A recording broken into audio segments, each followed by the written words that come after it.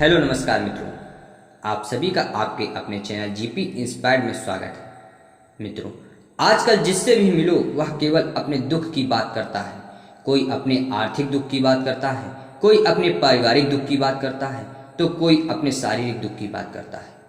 दुनिया में शायद ही कोई ऐसा मनुष्य होगा जिससे कोई दुख ना हो। खैर, हमारे जीवन में दुख सुख तो आते जाते ही रहते हैं, परंतु मजे की बात यह है कि हम अपने दुख के लिए कभी ईश्वर को, कभी किस्मत को, तो कभी दूसरों को दोषी ठहराते हैं। जबकि सच्चाई यह है कि हर मनुष्य अपने दुख का निर्माता स्वयं है। हर मनुष्य अपना दुख स्वयं उत्पन्न करता है, लेकिन इस बात को कोई मानना नहीं चाहता है। इस वीडियो में हम आपको खुद से वास्तविक अनुभव एवं मनोवैज्ञानिक विश्लेषण के आधार पर बताएंगे कि हमारे दुख का मूल कारण क्या है।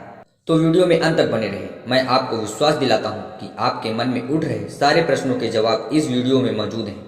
तो वीडियो में आगे बढ़ने से पहले अगर आप हमारे चैनल में नए हैं तो चैनल को सब्सक्राइब करके बेल आइकन प्रेस कर लीजिए। जब मैं पहली बार इस दुनिया में आया था तब मैं बहुत खुश था। इतनी खूबसूरत दुनिया को देखकर कितना मनोहर दृश्य था। हंसते मुस्कुराते फूल, हवा में झूमते पेड़ पौधे, गाते गुनगुनाते चिड़िया का शोर, इतने सुंदर सुंदर लोग।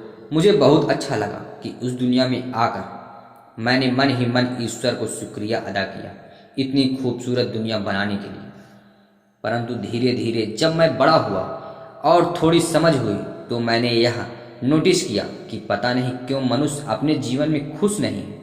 मैंने देखा कुछ लोग चिंता में डूबे हुए थे, कुछ लोग गम के मारे लग रहे थे, कुछ लोग दुख में आंसू बहाते हुए दिखाई दिए।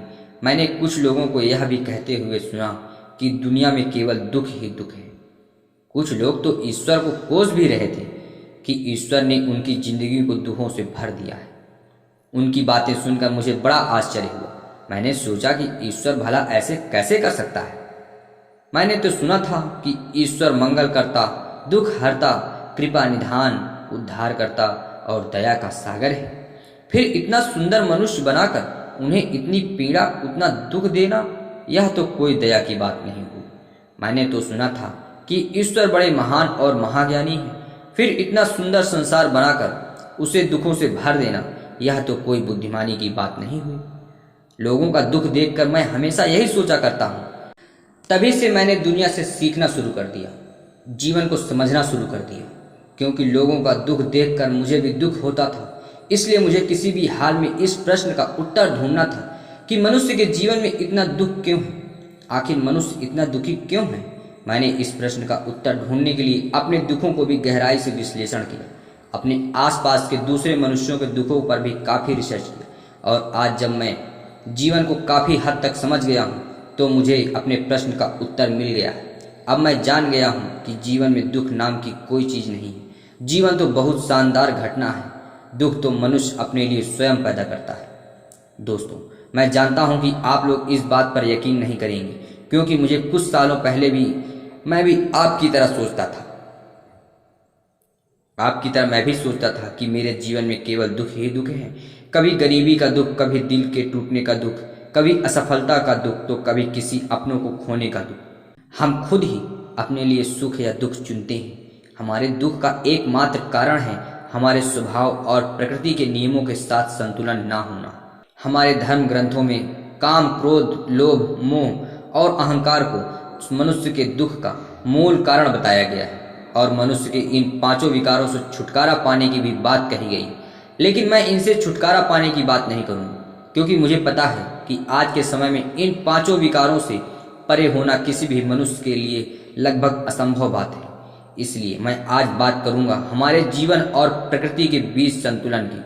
परंतु सबसे पहले हमें यह समझना होगा कि काम, क्रोध और लोभ, मोह, अहंकार हमारे दुख के निर्माण में किस प्रकार अपनी भूमिका निभाते हैं। श्रीमद् भागवत गीता में भगवान श्री कृष्ण कहते हैं कि यह संपूर्ण जगत प्रकृति के अधीन है और इस जगत के सभी प्राणियों को प्रकृति के नियमों के अनुसार चलना पड़ता है। लेकिन हम इस पृथ्वी के सबसे बुद्धिमान प्राणी मनुष्य इतने मूर्ख हैं कि हम प्रकृति के विपरीत चलना चाहते हैं। हम जानते हैं कि परिवर्तन संसार का नियम है। कभी दिन, कभी रात, कभी सर्दी, कभी गर्मी, कभी धूप, कभी छांव, कभी दुख, कभी सुख। यह सब सृष्टि के जीवन का चक्र का एक ही हिस्सा है। फिर भी हम चाहते हैं कि जीवन में सब कुछ हमारे अनुकूल हो। हम जानते हैं हम जैसा बीज बोते हैं वैसा ही फल हमें मिलता है। फिर भी हम चाहते हैं कि हम बीज बोएं बबूल का और उसमें से आम निकल आएं। हमारे अधिकांश कर्म तो प्रकृति के विपरीत होते हैं, लेकिन हम चाहते हैं कि परिणाम प्रकृति के अनुकूल हो। गीता में भगवान श्री कृष्ण कहते हैं, संसार के हितार्थ के लिए निस्वार्थ भाव से कर्म करो और फल की चिंता मत करो। लेकिन हमें कर्म से ज्यादा फल की चिंता होती है, और जब हमारी कामनाएं पूरी नहीं होती तो हम या तो क्रोधित हो जाते हैं या दुखी हो जाते हैं। क्रोध में हमारे बुद्धि और विवेक को हर लेती है, जिससे हमारे सोचने एवं समझने की क्षमता क्षीण हो जाती है और हम मानसिक रूप से विक्षिप्त हो जाते हैं।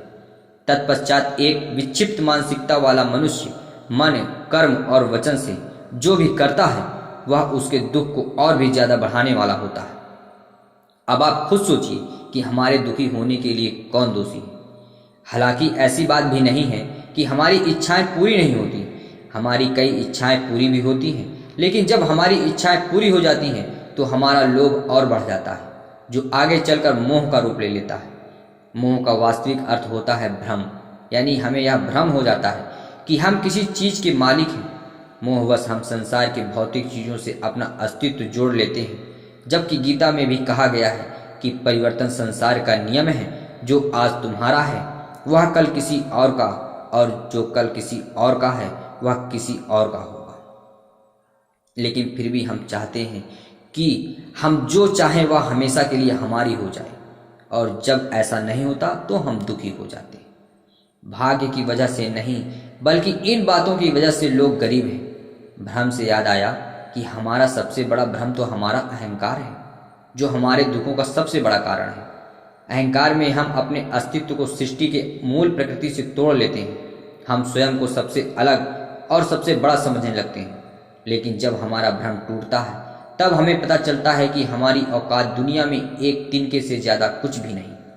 इसलिए इस भ्रम के टूटने से हमारे अहंकार को चोट लगती है और हमें दुखी होने का अनुभव होता है। स्मरण रहे कि प्रकृति के नियमों के अनुसार संसार की हर चीज पंच तत्वों अर्थात पृथ्वी, अग्नि, जल, वायु और आकाश से मिलकर बना है और एक दिन उसी में विलीन हो जाएगा। अतः इस भौतिक जगत के नश्वर चीजों पर आधिपत्य जमाने वाला हमारा अहंकार हमें केवल दुख ही दे सकता है।